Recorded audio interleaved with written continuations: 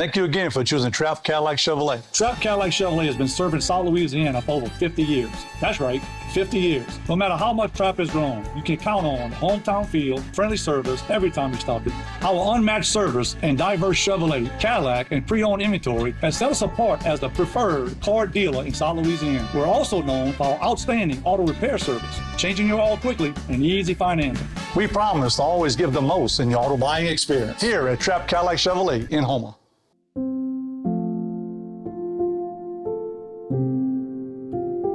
Hello, everyone, and welcome to this Facebook, YouTube coverage, and we look back at the year 2024. We now take a look at May. All right, here in Houma, behind Thomas E. Shipyards, the parish president, along with state officials and other local officials, have gathered here. This is the first. I don't know if we've ever had a destroyer of sorts come into Houma for repair. And this is a World War II ship, and certainly is getting a lot of attention on our Facebook and YouTube links that we've sent out. We're getting a lot of people interested in this. It just goes to show you these still garner a lot of attention, and actually the history behind this ship is quite interesting. So without further ado, let's listen in as the parish president is ready to greet everybody. Along, we have the Marine Corps League here. Beautiful day in Terrebonne Parish to repair and pay tribute to those who paved the way for us right here in America and in Houma. It's a historic day. It's truly amazing when you look at a company in Houma, Louisiana, Thomas E. bringing in some history, a situation where they're diversifying their economy, which diversifies our economy. And so I think it's truly amazing. Doing a little research on the USS Kidd, it is one of 4 and the only one in its current configuration of being still in a World War II configuration. Named after Isaac Kidd, who was the first admiral killed in action in Pearl Harbor on the USS Arizona. And so I know we have some council members here and some other people that have served in the military, and I want to thank all of our veterans, all our active military, those that have passed, that have allowed us to get where we are today, and allows us to do the things we do and live in the greatest country in the world. And our freedom is not free. And so I think it's amazing that we have this opportunity to do this work and to restore such a vibrant part of our military history, our museum, a museum that's a great museum that's in Baton Rouge on a regular basis. And so I really want to commend Thomas E. for getting this work here and allowing us to have this opportunity. The Marine Corps, local Marine Corps group, for putting together this event and for everybody being here today. And so with that being said, I'm going to bring up John Amity, our council chair, unbeknownst to him, to say a few words. And thank you. First I want to congratulate Thomas E. for having the resources here in Houma to be able to take on such a project. They build many great ships, but I think this is a first for you guys, and it's truly an honor to have this work going on in the city of Houma. Recently, Beryl and I was able to check off something on my bucket list, and that was to visit the Arizona Memorial. It's something I always wanted to do. We also had the pleasure of touring the Missouri, which is another great battleship, and then the Bowfin, which is a great submarine. So again, like President Bergeron says, it's truly an exciting event. I've been on the Kidd in Baton Rouge many times, but I can tell you, standing here next to it's so much larger than sitting up in Baton Rouge on the river. I want to take a moment and just thank the council members, the Terrebonne Parish current and present, the past parish president, the current parish president, for their commitment and dedication to this port. Without this port, this wouldn't be happening today. None of us would be standing here. I've had the pleasure of crawling in this vessel the last few weeks as we were getting it off the cradles. And like I said, I've been deep inside the bowels of this vessel. And when you think about the 17, 18, 19, and 20-year-old young men who served on this thing during World War II and the conditions they lived in, this is probably the greatest honor of my life, being involved in this project. I have a gentleman over here by the name of Walter Sons, and when they first contacted him, You know, he bought it to me when we started talking about it, and he's instrumental in getting this project awarded to us. He's the only man at Thomas C. Marine Constructors who's going to be knowing what he's doing for the next year. The rest of us, we got other projects to do, but this is his baby. There's going to be some configuration back to the original World War II configuration of the vessel, and we're just excited about it. You know, we're excited what it means for this community. You know, this has put the Port of Terrebonne in the Houma, town of Houma, the Terrebonne Parish, on the national map. You know, I got up this morning, you know, and the Channel 3 News out of Lafayette was running a big article on it. And people are excited about this. You know, all our veterans who have served are standing right here. Mr. T-Pop over there that I just found out today is a mentor of Mr. Walter Thomasy. I see him turning his head over there. But no, I thank everybody. I just thank the museum for giving Thomasy the trust and the honor to do this job. I'd like to call up Mr. Ward with the Marine Corps League, say a few words about what this means to them. Good morning, everyone. We're just honored to be here as Detachment 475, the Marine Corps League, and our Ladies Auxiliary are here also this morning. And the veterans that we had this morning that served, we're all honored to be here and to just welcome the ship in and honor the men who were on the ship. And there was actually 38 men that actually perished on this ship in the Battle of Okinawa. So just we're here to honor them, and just thank you, Thomasy, for putting this project on. Thank you for inviting us here. Thank you, Parish President, for us, you know, being here also. And we just can't thank y'all enough. And we're honored to be here. And thank y'all again. You said this ship was built in 6 months? 6 months. When the museum told me that, you're lying. Yeah. And I looked it up. 6 months. From keel laying to sailing. 6 months. I guess in wartime, things get done a lot quicker, right? And it was women too, so there wasn't any bickering going on. They were down there fighting, working. You know, so. I had a couple of aunts that were welders and did all kind of things, building ships, especially the Higgins boats in New Orleans. But what does this mean that this is right behind y'all's shop here in Houma, here at Thomasy? It's a pretty big deal. Oh, it's an amazing deal for us. I mean, it's like I was saying a while ago. It's just the history behind the ship, you know, and the history of Houma and Terrebonne Parish in World War II with the air base over there and the blimps and everything. And this is just kind of bringing it back home. And when you think about the young men that were on the ship, that's probably what just amazes me the most. Now, I've got a son who'll be 20 next month, and these were 17, 18, 19-year-old kids who, you know, some of them were probably younger than that who lied about their age to go fight for our country. And it's amazing what these kids did.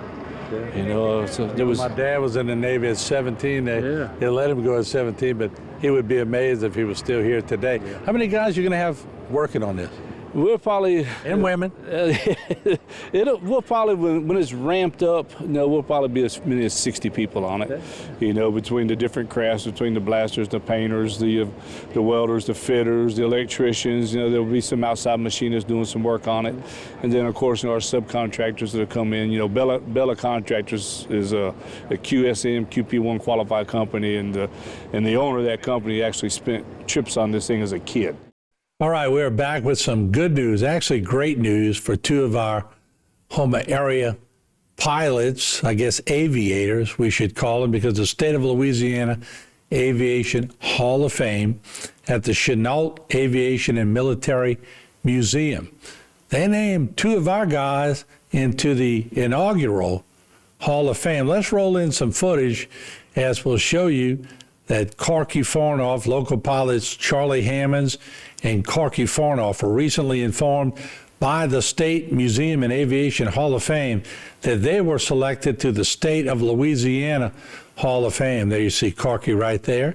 They're extremely accomplished pilots and share a deep love of their time spent in aviation. Their flight time combined is over 60,000 hours. There you see Corky getting his placard into the Hall of Fame, and you'll see in short order Charlie Hammond's getting the same. There you see Mr. Charlie. Charlie Hammond serves as the president of Hammond's Air Service and has for 62 years. He taught hundreds to fly a series of aircraft. He is a graduate of Embry-Riddle Aeronautical University with a Bachelor of Science degree in aviation management. His greatest aviation moment was flying the F-15 fighter through to the speed of sound. There's a good look at Mr. Hammond's addressing the crowd. Before we show a little more footage, Corky Fornoff, and I'll get to Nutria Man in a little while. He helped me out tremendously in 1984. He has been a professional pilot since high school and while attending college at USL Lafayette.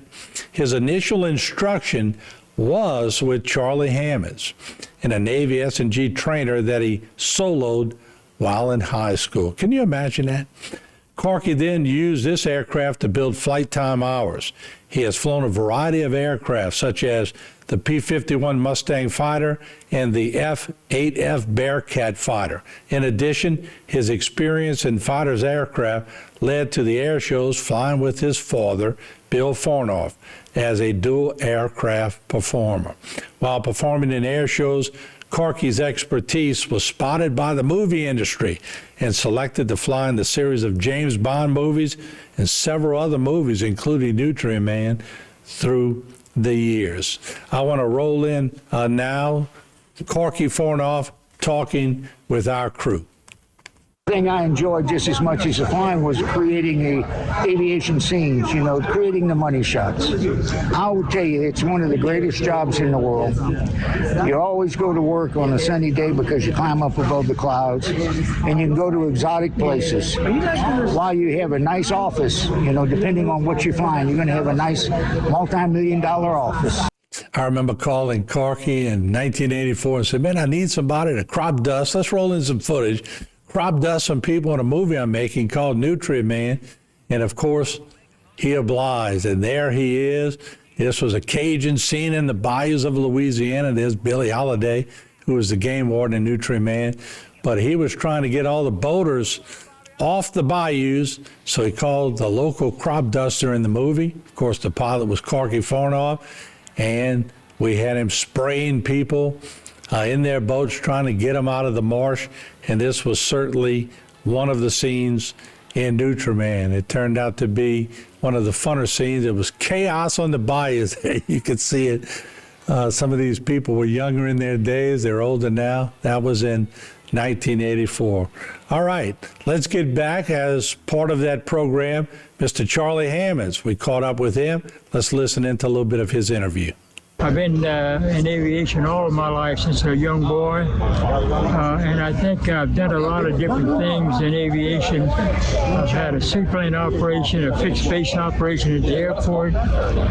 We worked for the Saudi Arabian royal family all over the world, on and on and on, just a bunch of aviation things, and somebody nominated me for this, and I don't know who it is. When I was a young boy, I got a job washing airplanes, and about 12 years old, and the oil field industry was just kicking off using seaplanes. And no, it's I didn't know it was gonna get this big, but it's just wonderful that it is. I've always been in love with aviation. Yeah, all my life. It dominates me. And it always has, because nothing any nicer and wonderful, any more wonderful than flying airplanes. You know, you see some of God's creations as a pilot, and so no, I'm very, I'm quite happy with it. I'm glad that my career has blossomed over the years, and very, I got to fly some wonderful airplanes. Been through the speed of sound with a fighter and all kind of different things like that. And a lot of people don't get a chance to do. So thank God for that. Aviation is a wonderful industry, okay? And you gotta, but it's hard to work in it because it's demanding. In my particular case, I worked 7 days a week for many years, okay, to make it go. It's very demanding, but now it's is the best time in aviation for young people to get a degree, to do the things that we have to do as aviators to succeed. And so I would say this: pick out aviation is a wonderful thing. Or you might want to be a lawyer, a doctor, or whatever. But I can guarantee I'll back aviation as being one of the top 1 or 2. Today's social media segment is brought to you by Terrebonne General Health System. Your health is our legacy. Rouse's, you're either local or you're not. Buick, the craft of modern luxury. St. Martin and Bork, know your rights.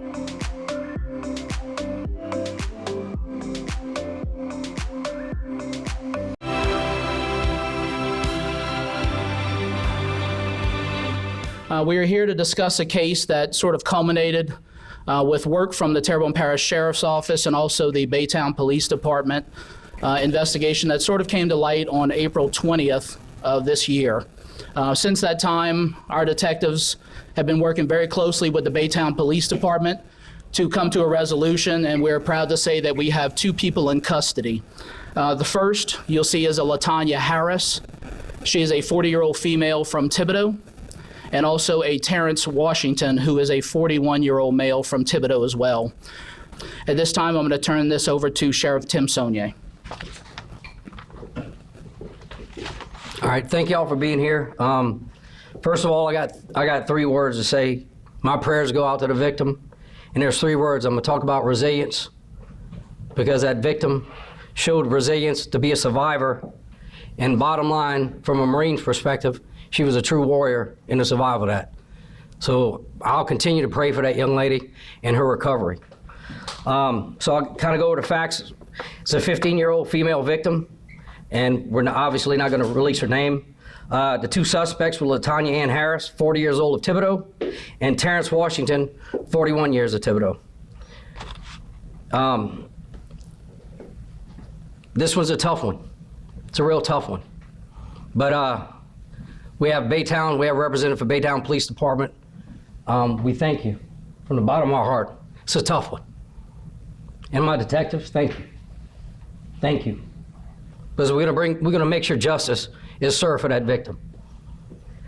To give you some more facts, on April 21st, 2024, at approximately 8:30, Terrebonne Parish Sheriff's Office was notified by DCFS of an abuse case that is being investigated by Baytown Police Department. The abuse was discovered as a result of a traffic crash investigated which occurred on I-10 East in Baytown, Texas. When Baytown officers arrived on the scene, they located a driver armed with a handgun who was taken into custody by Baytown Police Department. Baytown PD located 2 adults and 2 juveniles in a vehicle. The adult driver was identified as Terrence Washington. Adult from the front passenger was identified as LaTanya Harris, along with a 10-year-old and a 15-year-old female passengers. The 15-year-old female was found to be suffering from large-scale burns to the majority of her upper body and multiple gunshot wounds. She was transported to a local hospital in Houma, in Houston, Texas area. Through the investigation, detectives learned that mid-February 2024, the juvenile female was burned after LaTanya Harris had learned of a sexual assault committed on the juvenile by her fiance, Terrence Washington. Harris burned the juvenile with flammable liquid in a lighter at the Thibodaux residence in Terrebonne. It was later determined that the victim received 3rd and 4th degree burns over 30% of her body. Since the intentional burning in mid-February, Harris and Washington both denied medical treatment to the juvenile. In the weeks leading to April 21st, a wreck, Terrence Washington shot the juvenile on 2 separate days within the residence. Washington and Harrison placed the 2 juveniles in a vehicle where they drove to Texas and crashed while Washington was driving recklessly. The juvenile was found with life-threatening injuries and being treated for gunshots and burns injuries by multiple hospitals in the Houston, Texas area.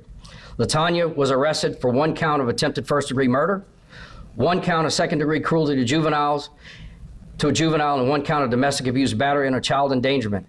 Harris is currently being held in Terrebonne Parish Sheriff's for a $1 million bond.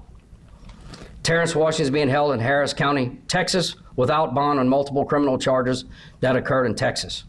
Arrest warrants have been obtained in Terrebonne Parish for 2 counts of attempted first-degree murder, 1 count of second-degree cruelty to a juvenile, and 1 count of molestation of a juvenile, 1 count of obstruction of justice, 3 counts of indecent behavior with a juvenile, and 5 counts of second-degree rape. Washington is also being held without bond. This case can shock anybody's conscience, but one thing I vow, we're going to work very hard with the district attorney, and we're going to find justice for that victim. She deserves that, and I promise you I won't sleep till we know that young lady gets the justice she deserves. And again, I want to thank my detectives, Baytown Police. They did a phenomenal job on their part, and that's why they're here today. I stand with them as they stand with us to make sure we get that victim the justice she deserves. Thank you. Good afternoon. I'm Detective Haley Hammis with the Baytown Police Department. I'm going to be reading a statement from the Baytown Police Chief, John Stringer, who could not be here today. Anytime a child suffers abuse at the hands of a family member or household member, it is both tragic and incomprehensible. When the very people whom a child should be able to trust for protection and love abuse them, it is a crime with long-lasting effects. Upon learning of this case, I was extremely impressed with the actions that our patrol officers took, yet grieved and horrified at the description of injuries a minor suffered at the hands of a household member. I am profoundly proud of the extraordinary work our detectives have done to bring these violent and reckless offenders to justice. Their relentless dedication and commitment to protecting our community are truly commendable, especially in the face of a heinous crime. The severe abuse and torture of a 15-year-old girl by members of her own family is a horrific act that has shaken us all. Our officers and detectives' swift and decisive action in this case highlights their resolve to keep Baytown safe for everyone. The level of care, compassion, and professionalism demonstrated at all levels has been extraordinary. We are deeply grateful to our partners at the Terrebonne Sheriff's Office for their critical collaboration in rescuing this juvenile and ensuring her safety. We are committed to assisting them through the prosecution phase of this investigation. Together, we have demonstrated the power of partnership and the importance of justice in the face of unimaginable cruelty. I'm Joe Waits, Jr., District Attorney for Terrebonne Parish. Along with me, Dennis Elford and Mark Petrie, my Chief Prosecutor and my Chief Investigator. First of all, I wanted to say congratulations to both law enforcement agencies who've done an excellent job in this case in bringing the most horrific case, one of the most horrific cases, to an investigation conclusion that I've ever seen. Congratulations, Baytown and the Terrebonne Parish Sheriff's Office. You did an excellent job. The second is to reach out to the family of our victim. Like I said, this is probably one of the most horrific cases I've seen and prosecuted in my 27 and a half years as district attorney. Sheriff Sonia has touched on the issue of justice and getting justice for this family. I feel confident as we stand here that we will get convictions and put these terrible people in jail for a long, long time, hopefully for the rest of their lives. These are bad people for what they've done to a very young girl. But the key word is justice. Will we ever get justice for this person? I don't think that we can. Given the putting him away, but still getting justice for this little girl, what she's been through, the parts of her body that she's lost, the horrific mental and physical scars that she'll endure for the rest of her life. We will see this case to a conclusion, and like the sheriff said, we'll attempt to get justice, and we will put him away. Whether or not it'll be true justice, I'm not sure that we can do that because of the magnitude of this particular case. It's horrific. It's horrific. Just looking at the photos, it will turn your stomach. It will shock you as the magnitude of this case that we're dealing with.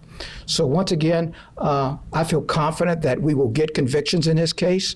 Arraignment has been set for June the 24th. At which point we will be setting trial dates. There's no trial dates set, but the first appearance will be the arraignment. And so after that, we will try to put this case on a fast track to get it resolved.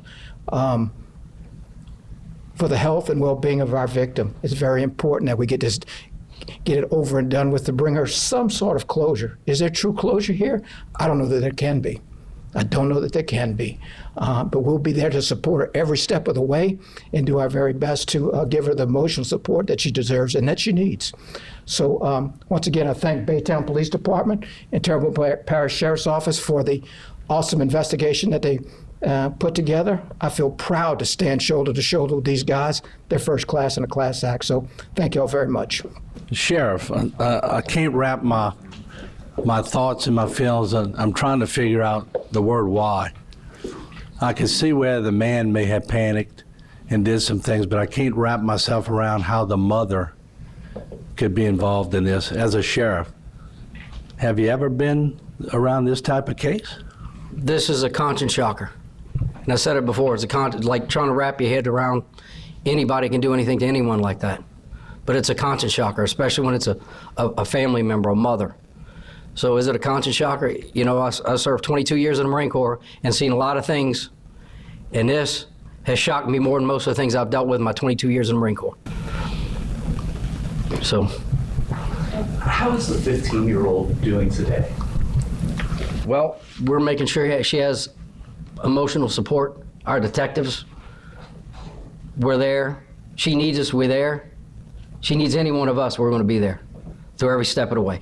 And you mentioned that the teenager is now living with a family member? No, she's not. So not yet. So she's still in the hospital right now? She's still in Texas. And just when it comes to the 10-year-old, was that her sibling? Yes. A male or female sibling? There's 2 females. Okay. This torture went on for months.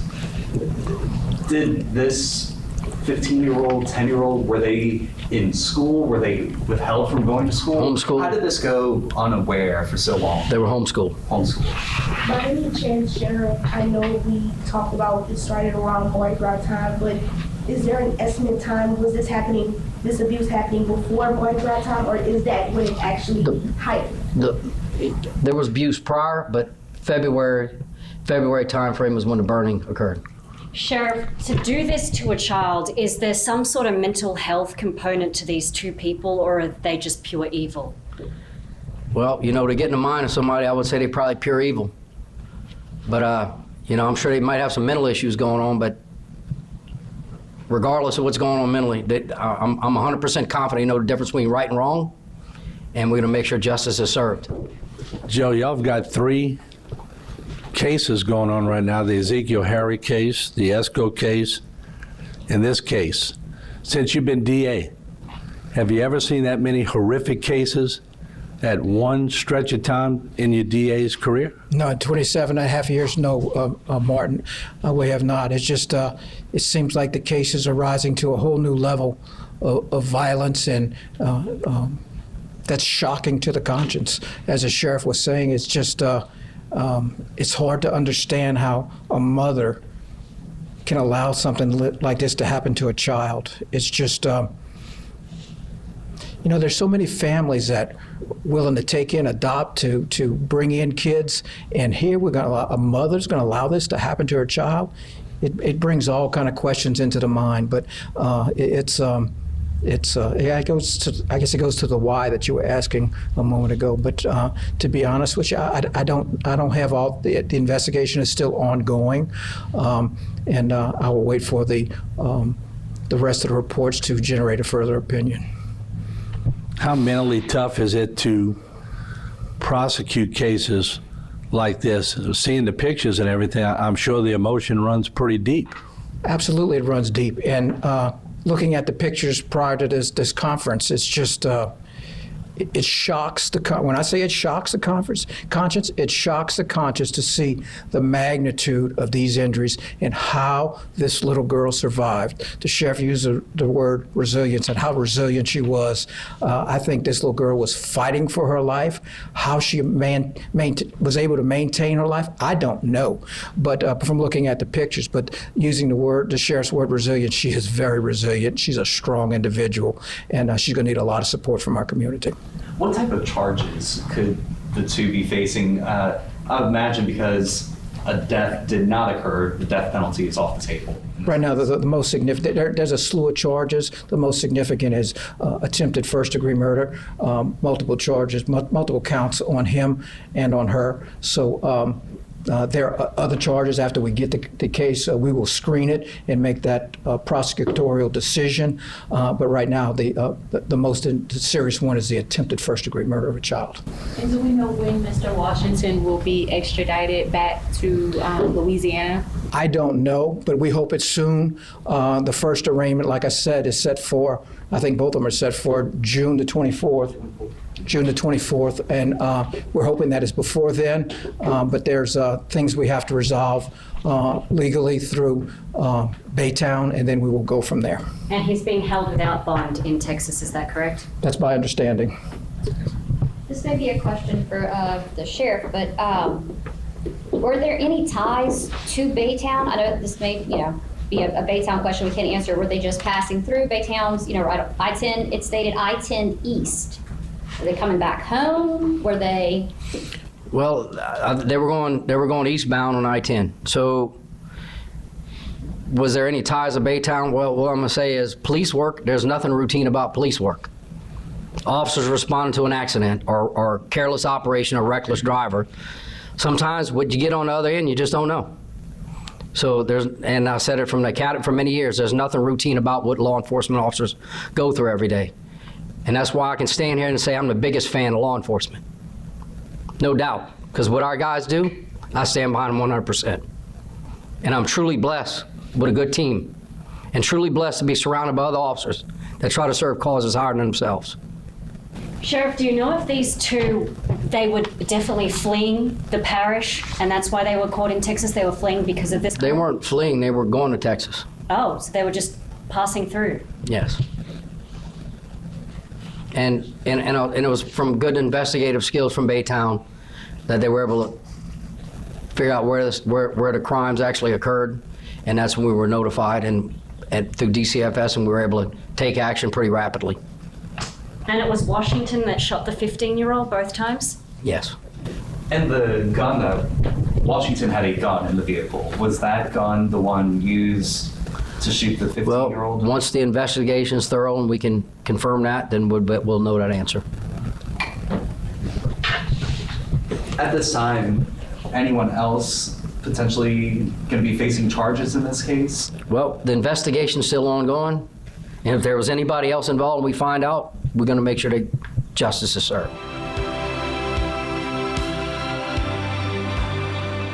Today's social media segment is brought to you by South Louisiana Bank. It's better when we bank together. Waits and Downer, attorneys at law. Terrebonne Ford, built Ford tough.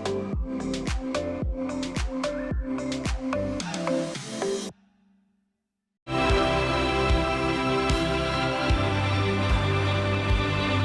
always like to showcase individuals who really do well here in the area, and today is no different. Councilman Danny Babin gave me a call the other day. He said, a guy named Mike Brignac really did well in a taxidermy competition. Matter of fact, he won the Silver North American Medal for taxidermy. And for a guy like me, there you see the medal. For a guy like me that sees a lot of taxidermy but doesn't know all the intricate work that goes in it, we decided to get Mike on the show. Mike, first of all, congratulations. How are you today? Thank you very much, Martin. Honored to be here. What a great honor. And in the studio with us, do you have a name for this deer? Because we're going to show. The last one I did last year, he had a specific name because he was so beat up, we called him Bully Buck. Yeah. This one, he was about 230-pound buck, so we decided to call him Tank. Tank, all right, very good. So Tank is in the studio, your lovely wife. I didn't realize she worked for the DeGates till she reminded me of that. I remembered all the pleasant experiences. She did a great job. She's incredible. Yeah. All right, so let's talk about, you weren't always in taxidermy. What happened? I started out when I was 18, just as a hobby. Mm-hmm. At one point, I did try to do it full time, but everybody thinks because of the price of what a deer head costs to get mounted, taxidermist is rich. That's far from the truth. Yeah. So I soon realized that it's better to go somewhere else where I'd have a retirement, health insurance, and all the benefits, you know. Yeah. So now I retired and I'm pilling around, but just because I love it. It's a great hobby for me. Yeah, let's pull up a few pictures as we talk with Mike, because the detail, and there's a good shot of y'all standing together, you and Tank, but the detail that I saw in the teeth and the tongue and everything you did, I was teasing you. I said, maybe you can reconstruct my face while you're at it. But where did you pick this up? Was it trial and error? Well, I didn't compete for 23 years. And I guess 3.5 years ago, I retired. My wife said, you got to do something with yourself. Why don't you try to enter these competitions? So I entered one. I did real well, won state champion, best of masters. I was building all my lip lines with epoxy. And these new guys, I mean, that period of time, there's so much has changed, the technology. Mm-hmm. So these guys are molding and casting now. I'm like, So the last 2 years I've been practicing molding and casting mouth parts and lip lines, and have two very good friends that are world champion. Well, we've become good friends, world champions. So when I get stuck somewhere, I can always pick up the phone and say, hey, buddy, can I pick your brain a minute? Right. Yeah. Yeah. You know, I guess it's probably, and I don't mean to compare you all to physicians, but I would imagine plastic surgeons call other plastic surgeons and go, all right, I got this problem. What did you do the last time you did this? And they share information. You all the same thing. I guess you reach hurdles or bridges, right, where somebody's already crossed that path. Correct. And, you know, like I said, years ago when I started, taxidermists would not share information with other taxidermists. Mm-hmm. Nowadays, I mean, there's Google and YouTube, and so there's so much information out there. To now, you go to a convention nowadays, and everybody's talking and comparing the techniques. So it's changed over the last. Started when I was 18. I'm 59. Mm-hmm. So things have changed drastically. And I remember we had a lot of good taxidermists in the era. I remember running into Wayne White sometimes. I think he did some taxidermy work, but is that an art that is still really prospering, or is there so many of them that it's hard to make a living, hence why you were doing another job at the same time? Yeah, I mean, correct. You know, when I did try it full time, I'm working 12, 14 hours a day, trying to answer the phone, order stuff, deal with customers, you know, and just, you couldn't get anywhere. The price of materials, shipping it's an issue. And the people that are successful, they're so backed up because they got to take in a volume to keep up with the income that they need to survive off of. On the desk, got a very nice medallion, and I'm not sure if Jay has that on the scan, but it's very nice. Hey, explain this to me, Mike. It says first on there. Yes, sir. Got to be proud, huh? Well, that's pretty nice. Like I said, I've never entered that level of competition. Yeah. And the two divisions, as we discussed, the national and the North American divisions, I entered the North American. I was scared to death, but I figured if I was going to get beat by somebody, I'm going to get beat by the very best. Right. And it must be a little bit intimidating. Yeah. When you go and you have your tank, let's say tank, going against somebody else's pride and joy. Do y'all share a lot of stories, or is it fierce competition? Oh, everybody's always got an eye on the other guy's piece, that's for sure. But for the most part, people get along, and, you know, some people get mad at some of these competitions. They don't know how to take, you know, some negative criticism. Mm-hmm. But I've always been one, look, that's how I'm going to learn. I'll go around. I went to some shows last year where there was other former world champions there. Now, they wasn't judging, but I knew they were in attendance. I'd go grab them. Hey, come look at my piece. Tell me what you think. Looking at this, I guess it's a score sheet. I don't know what else you would call it. It's exactly what it is. And eye orbit anatomy, eyelid placement, eye features, eye finishing, tear ducts, interior, nose, lips, mouth, open mouth, ears, earbuds, finishing, head, drumming, head grooming. Most people don't take that much time getting ready in the morning. This is pretty strict stuff, isn't it? It's very in detail. The main focus is correct anatomy. Yeah. And then you lead into you finishing and color blending and building depth. And these guys are looking at the stuff with flashlights when they're judging it. Let's go back to the live shot, Jay, if we can. I don't know. I mean, I'm sorry, but it looks like Tank is just sitting in the studio, alive, minding his business. That's how realistic it looks. And I mean, look at you got the tongue that's looking wet. And I'm not going to ask you to give trade secrets, but that takes a lot of time, doesn't it? Yeah, when I decided on this pose, once I started doing the molding and casting, and I do alterations on the mannequin, I feel like I can do anything. So I found some pictures of a yawning deer. I said, that's challenging and it looks pretty cool. I want to see if I could pull it off. Wow. And your wife was telling us during the break that there's a lot of women getting into this competition. Oh, that's true, and they're very good. About to say, women are meticulous. They grew up dressing baby dolls, doing hair and makeup, so it kind of translates putting the skin on something and grooming and painting it. So. Yeah.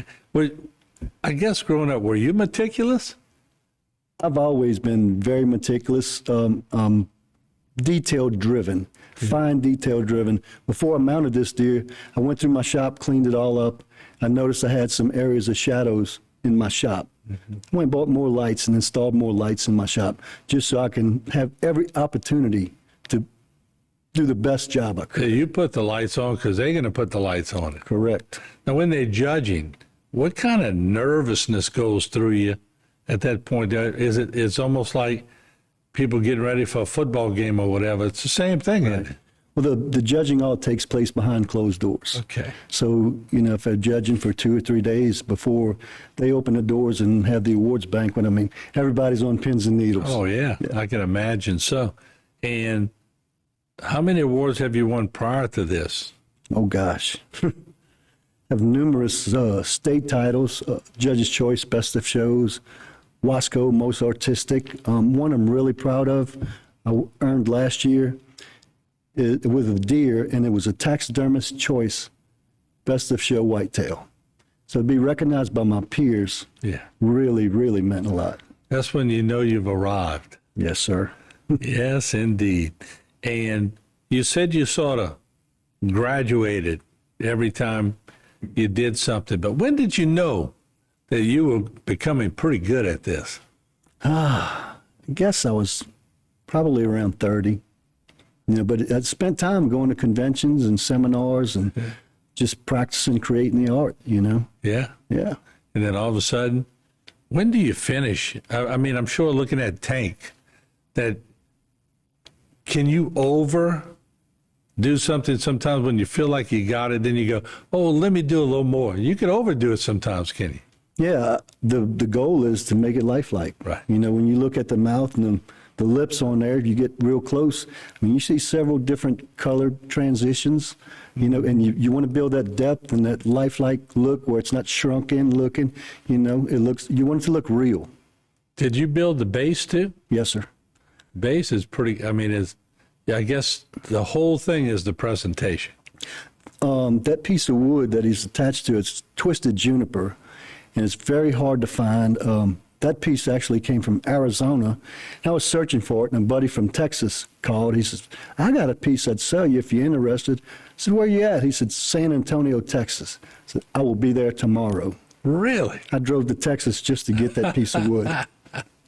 Well, it was worth the drive, huh? Yes, sir.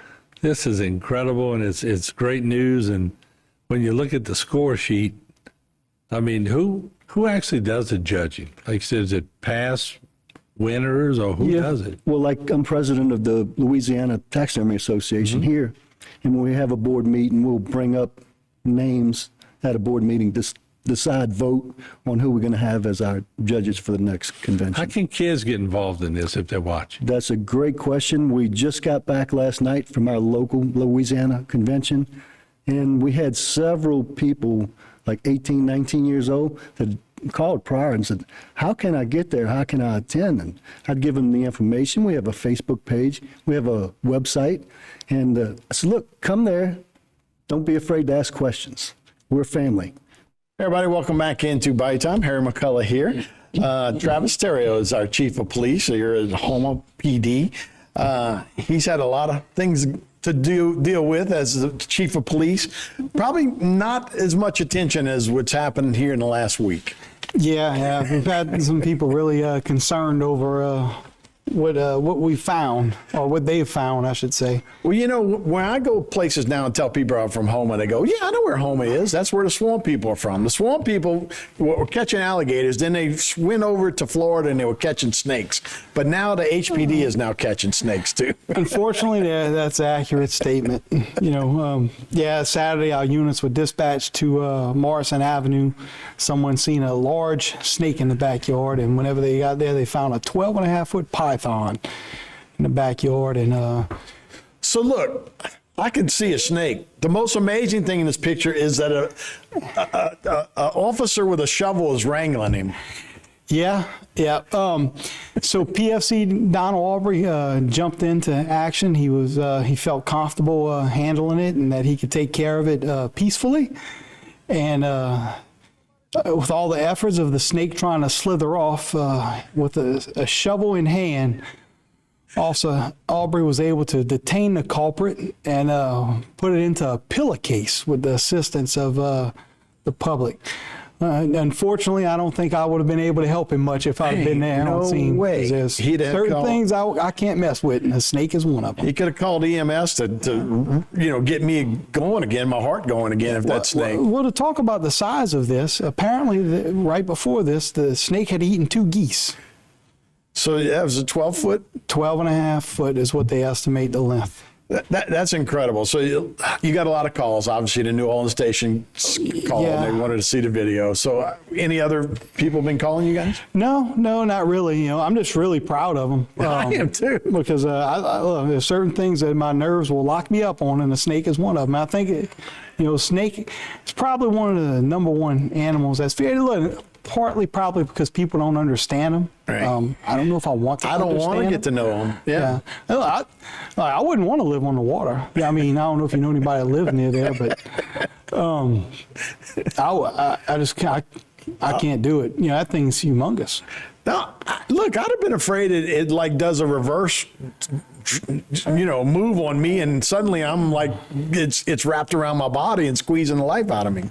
Yeah, so I'm not exactly sure what length they have to be for that to happen. I don't think it was quite that big, but I mean, that's definitely the largest snake. Now, listen, this isn't the first time we've caught a python. Right. After one of the hurricanes right outside the tunnel, we had caught a little 3-foot python that was slithering across the road, probably from a damaged home. Now, it wasn't a recent hurricane. Right. Back around Hurricane Gustav. We have caught them in the past, but this is definitely... So this is a reticulating. Yeah, so what I've been told... Which is a little different than the ball python. Right, and what I've been told about the reticulating python is those aren't the ones that you would have in captivity. So I'm not exactly sure where this would have came from. I'm not even qualified to tell you yay or nay on if you have to be licensed to have a reticulating python. Never thought we'd have to research that. But...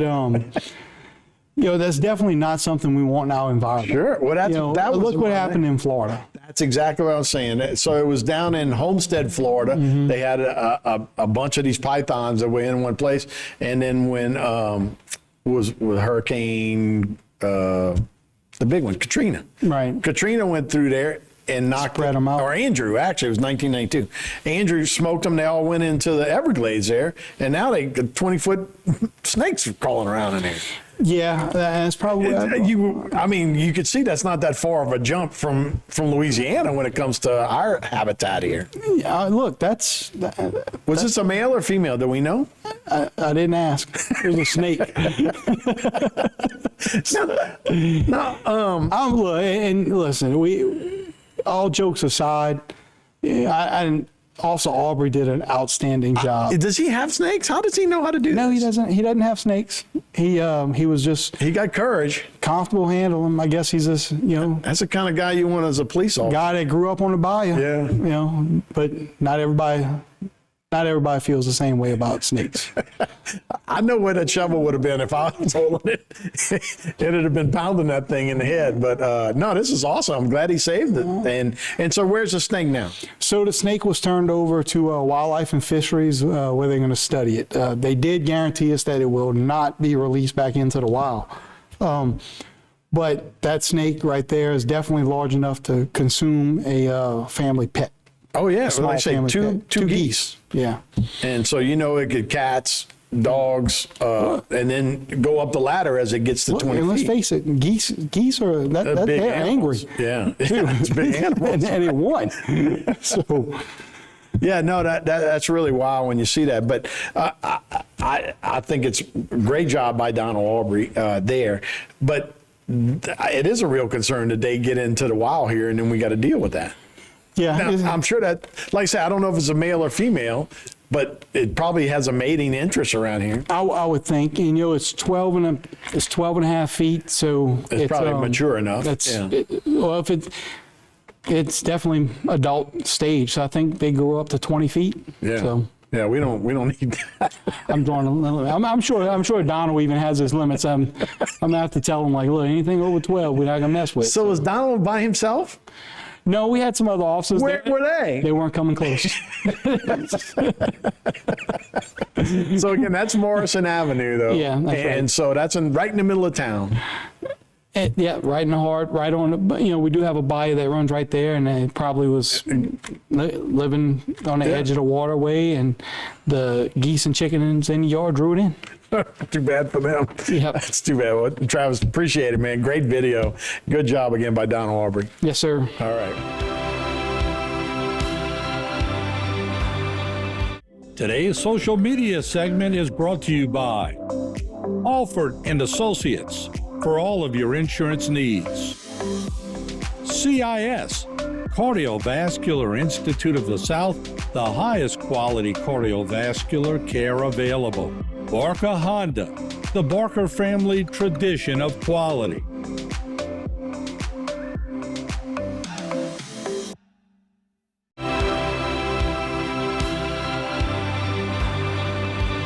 Some shocking news here in the city of Houma. Joining me now, the police chief of Houma, Chief Travis Terrio, and the assistant district attorney, also the chief of staff, Dennis Elford. Good to have you all on board. Thank you for having us.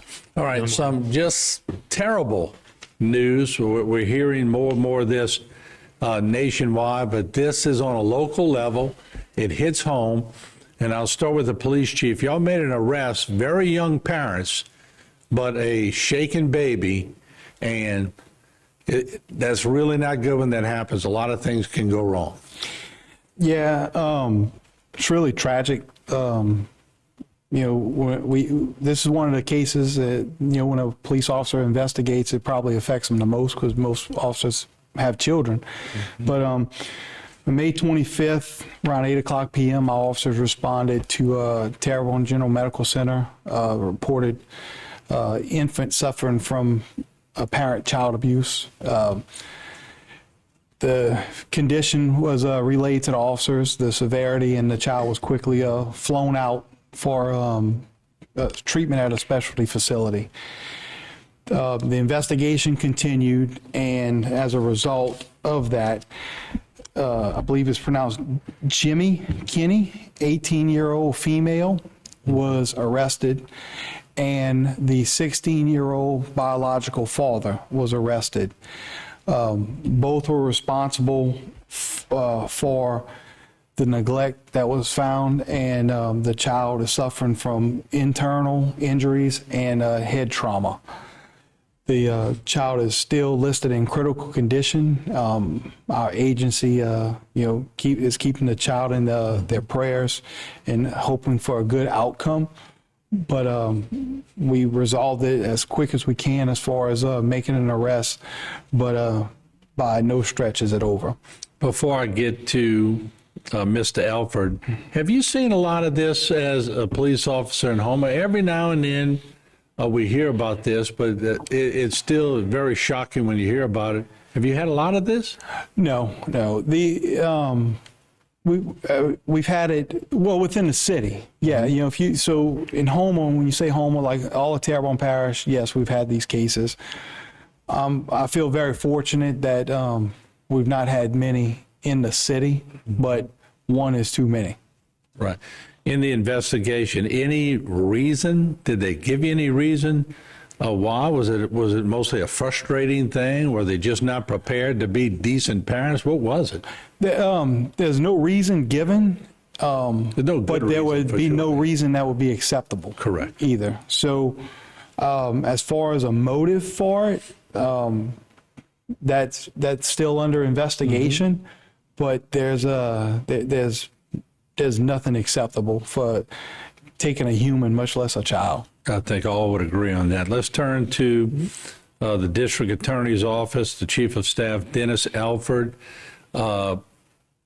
Dennis, you've seen this, and we've heard on national levels how when you shake a baby, a lot can go wrong because that cartilage hasn't really developed properly. I mean, a lot of things haven't developed, you know, much as a young adult would, but it never ceases to amaze me, and I'm sure you've been in the realm of fire where you see a lot of heinous crimes, but when you do this to a child, this has to touch you personally, doesn't it? Well, you know, of course, like I think you mentioned, this is a tragic situation, and we hope the best for the child in this situation.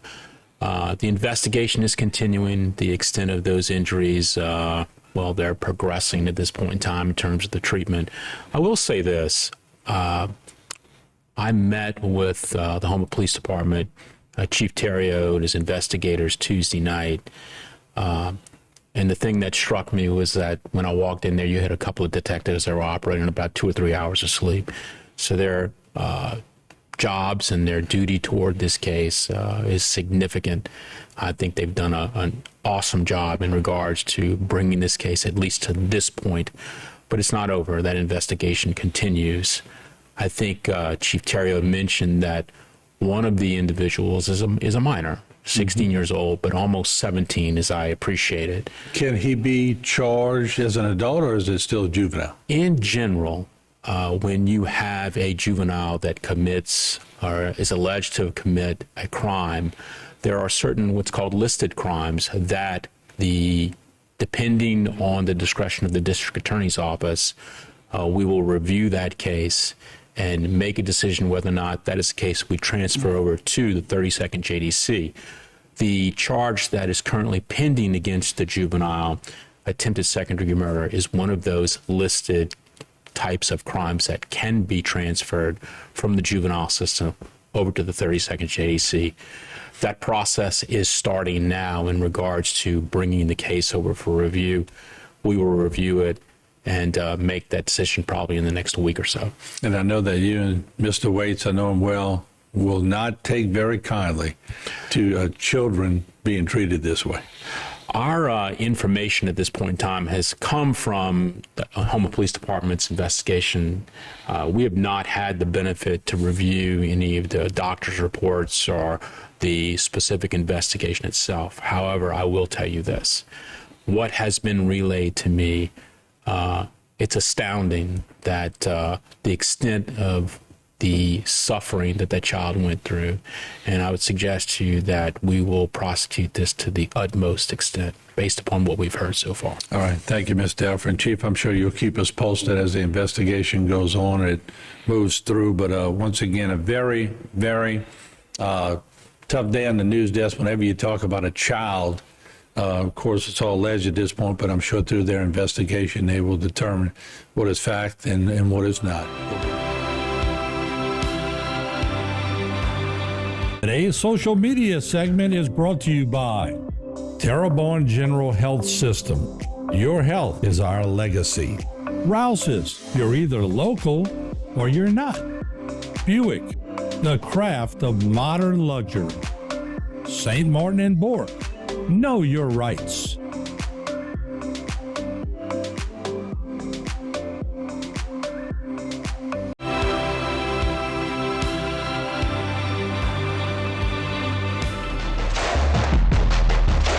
Bayou Time Sports is brought to you by Terrebonne General Health System's Community Sports Institute in conjunction with Barker Honda.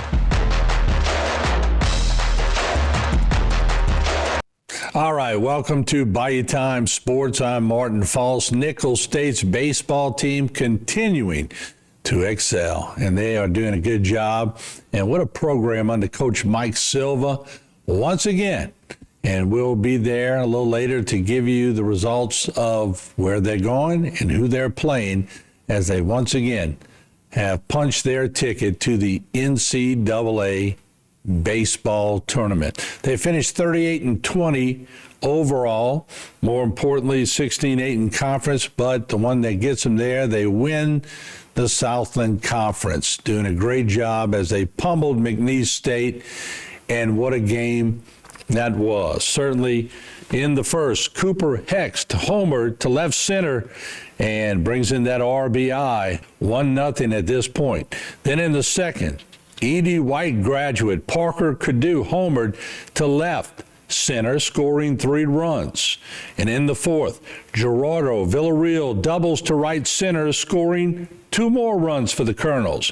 In the fifth, McCray Kendrick doubles down the first base line, scoring yet another run. Also in the fifth, Narvin Booker, he doubles down the third base line, scoring yet another run. And in the fifth, Caden Amundson singles to right center. There comes another run for the Colonels. And in the fifth, for the second time in the game, Parker Cadu homered to right center, and he brings in 2 more runs. It's 10-1 Nicholls in the fifth. The most valuable player in the tournament, Basiel Williams, singles to the right side, scoring a run, bringing the Colonels' lead 11-1. In the seventh, Garrett Felix doubles to right field, and he brought in 2 runs. It's 13-1 Colonels at this point. In the seventh, McCray Kendrick doubled to right center. That brings in yet another run. It's 14-1 at this point. And also in the seventh, Narvin Booker flies 1 out to center field, sacrifice fly, scoring 1 run, 15-1 Nicholls State.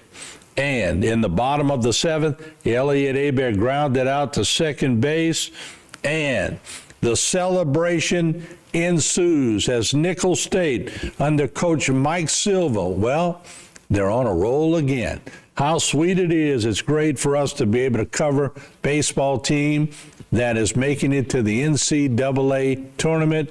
Besides the LSUs, the Tulanes, and everyone else, Nicholls State, right in our backyard, Coach Mike Silva doing a great job at Nicholls State. And more importantly, congratulations to that Nicholls State baseball team. They have done a great job of gelling. And, you know, when you look at the records, 16-8 in conference, and you look at the 38-20 overall, they seem to gel right at the right point here. And so they're going to go into the, rounds of now the NCAA with some momentum. And when I say momentum, they crushed McNeese. So there you have it from the HTV newsroom. Now, let's go. We're going to start our segment off in Nicholls in Thibodaux. Let's listen in, and this will be a couple of segments following this, too. Nicholls State, where are they going? Let's listen in. All right, where will Nicholls State be going? I'm going to walk off the shot here, and we're going to bring it to you because the tension mounting here in Thibodaux, Louisiana. It should be interesting. Where are they going? Let's listen in. Nicholls is in for back-to-back tournaments as well. After missing the previous 24 tournaments, Mike Silva, the head coach, the Southland Conference champs. Edgar Alvarez, top 10 in batting, hitting better than 400 with 12 bombs. They'll face the UC Irvine Eaters, the 10th NCAA appearance and the second in the last 4 seasons. Rippometers, they did it in the Big West. They do a couple of College World Series as well, even back in 20. Coach, congratulations. Long road trip, but give the guys and you a chance to see another part of the country. Yeah, it'll be a special trip for them. And anytime you're playing baseball this time of year, it's really special. And to be a 3 seed, I mean, that's awesome, man. It's great recognition for our university and our baseball program. And just excited to get out there and keep playing ball. It just shows on a national level that they're starting to think of Nichols a different way. To be a third seed over some of the state teams, that's got to make you excited. Yeah, I mean, look, I didn't expect that. Obviously happy for it. We just wanted to keep playing. And there's every team in that region was really good, and just really excited to have the opportunity to continue to play. Once you get a taste of what we got last year, you just want to go back. You just want to keep playing. And so to be one of the 64 teams, we're really excited. Y'all getting that momentum at the right time, which is what it's all about. How do you gauge that, or is that just by chance? No, I mean, I think a lot of it has to do with we've been here before. Like last year, we had a breakthrough, and then I think our guys have been in those moments before. I do think that helps. I think experience helps. And, they settled in, and they had a little bit of a bitter taste in their mouth because we weren't able to win the regular season the week before. And they knew we had a winner. We're going home. And so they played their best at the most important time. But I do think a lot of the older, experienced players that have been there before, that matters. What's the plan? When's the game? When will y'all be leaving? All that? I guess we'll figure all that out here shortly. We'll probably leave on Wednesday, I'm guessing. Practice on Thursday out in Corvallis, and then we play on Friday against UC Irvine, who is really, really good. I mean, they could have been a host. That's a really, really good team, and so hopefully we can go out and compete and give them all they want. It is a great morning, not just a good morning. So I'm not going to be up here long, but I just want to say congratulations again to our back-to-back 2024 Conference Championship baseball team.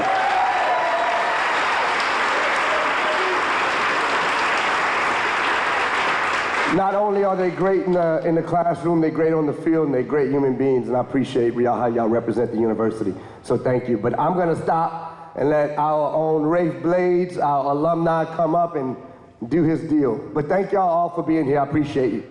I sent JT, our athletic director, a text a couple of days ago. We've been best friends for a long time. We talk about a lot of stuff. And we always talk about moments, which is what y'all talk about. But I just sent him stuff off the top of my head. It was a list about this long, about all the things that this baseball team and program has accomplished in 3 years since Coach Hill has been hired. I was fortunate enough to pick your coach up the first day he was in Thibodaux and ride him around Thibodaux, bring him to spars. We had him at the Caramel Inn, by the way. That's where he always... He was standing outside in a suit, sweating. It was 200 degrees, and I picked him up. I don't want to talk about none of that. I want to talk about one thing that I didn't really text him before we get Coach up. And in my opinion, I've been around here a long time. I started playing here in 1989. With all the stuff that's going on, in my opinion, this is by far the best time to be a Nicholls State baseball fan, player, or whatever you are right now at this moment. The office has a scene that says, I wish we knew that we were in the good old days before we was actually out of them. You guys are in the good old days. Everybody, Coach Mike Silva, come on up, Coach. This was hard, and I think that when you watch it on TV and you see it all came together, if you get a chance to spend some time with these young men, they'll tell you. I told them in August when we got back, and the staff told them, and we kept reiterating how hard this was going to be. Each team's unique and different, and you get different ingredients, right? Each person's a different ingredient, and it took us a really long time to come together. We were 17-3, and these guys didn't really understand. I was telling them I didn't like how we were playing. I didn't like how we were going about. We were going to face some serious adversity, and I didn't think we were ready for it, and we weren't. And it went sour, and it was rough. It was tense in that locker room. It was a lot of hard coaching. There was some hard conversations. But hats off to these guys. I get all the credit for this. And let me tell you something. I have a staff of people, but I really believe what I'm about to tell you. This business has been and always will be about the players. Period. It's about the players. I got tired of answering questions throughout the year. It was really, really stressful. I think my wife thought I was going to have a heart attack a couple of nights. I got questions, and there's little things that, and y'all, some of y'all are some of the people too. Don't look around like you don't know. Like, hey, when are you going to start somebody else on Friday night? Never. Never. I lose with that young man every Friday night. Ever. I'll never run from him. Ever. What's wrong with so-and-so? What's wrong with these guys? I said, man, they care so much. They want it so much. What we're trying to accomplish is really hard. We had a target on our back. From the day they stepped on campus, the expectation was to win championships, right? And then to do it last year, then come back this year, this is the truth, and nobody talks about this because everybody does warm and fuzzies. If we would have lost, everybody would have said, oh, you had a great run, a great season. I don't live in that world. These young men don't live in that world. We talked about it in our first team meeting. It's championship or bust for this group. We're not going to run from the moment. And there was times I felt like early in the season we ran from it a little bit. We didn't want that pressure, which is a privilege. We didn't want that. But to see them come together at the most important time, and we talk about playing baseball at the highest level at the most important time under the most amount of stress, right? And they delivered. And for the rest of their lives, nobody can ever take away what these young men have done, not only for our baseball program and our community, but more importantly, for our university. So for me, to them, thank you.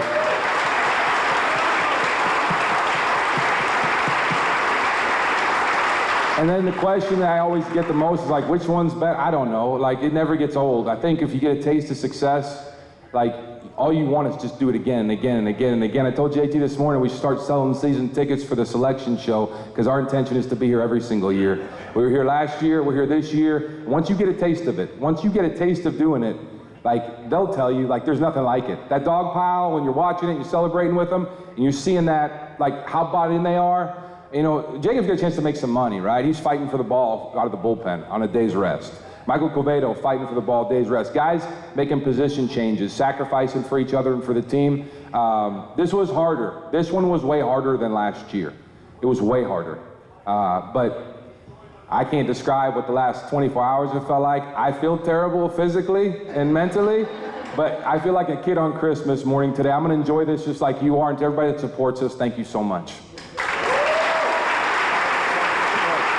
Yeah, we got a couple more minutes. Caden Amundsen, catcher. Cade Turnage, catcher. Devin DeSandro, right-handed pitcher.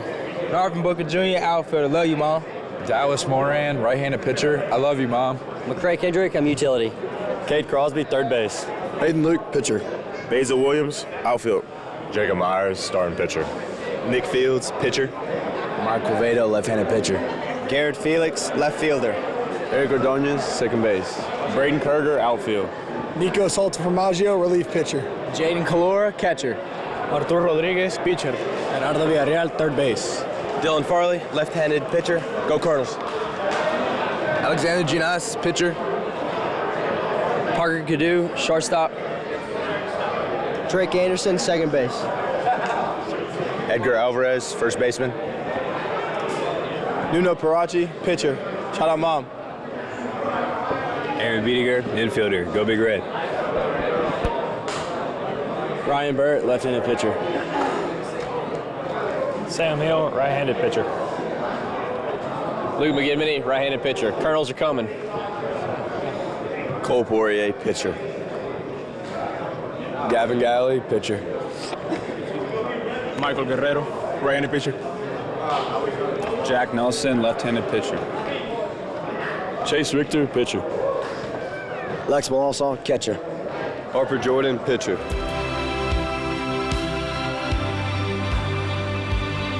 Today's social media segment is brought to you by South Louisiana Bank. It's better when we bank together.